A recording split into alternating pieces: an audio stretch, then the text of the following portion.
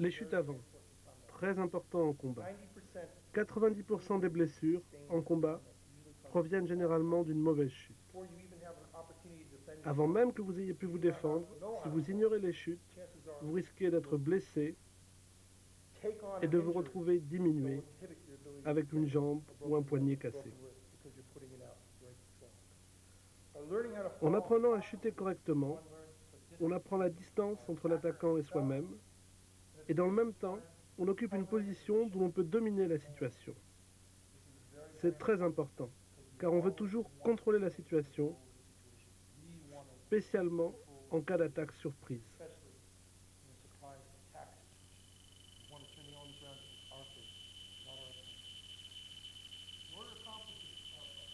Pour accomplir une chute avant correcte, partez d'une position normale. Fermez les yeux. Faites un pas en avant. Ensuite, posez vos mains sur le sol et poussez vers l'avant. Démonstration. Rentrez la tête dans les épaules. Encore une fois. Encore. Il y a deux façons de se relever. L'une en position très basse, l'autre en gardant les deux pieds très rapprochés. Il y a un autre problème, une erreur au sujet de la chute avant.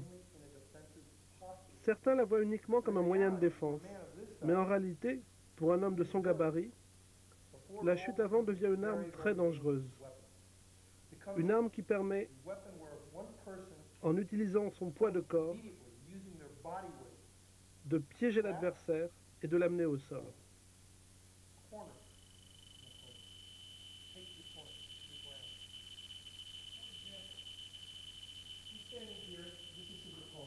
Par exemple, l'adversaire a peut-être un couteau ou un revolver. Lorsqu'il cherche à le toucher, l'autre envoie son poids vers le bas, bloque le genou adverse avec son bras et son épaule.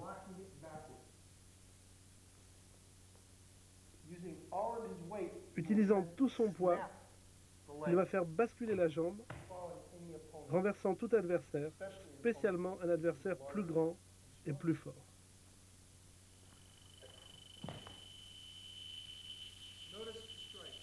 Remarquez l'attaque.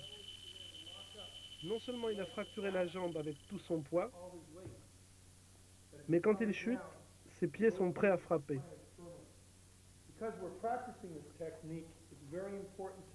À l'entraînement, vous penserez bien à poser vos pieds de chaque côté de la tête. Mais dans la réalité, on vise le crâne.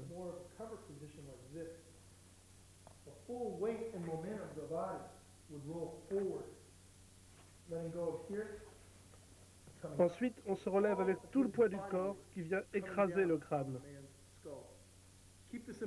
Souvenez-vous bien de cela. On a besoin seulement de 3,8 kg de pression pour faire éclater un crâne si celui-ci est coincé.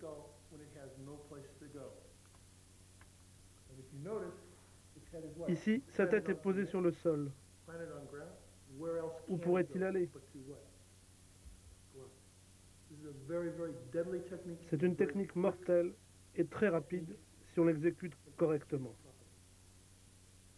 Vous devez la pratiquer en faisant très attention. Merci.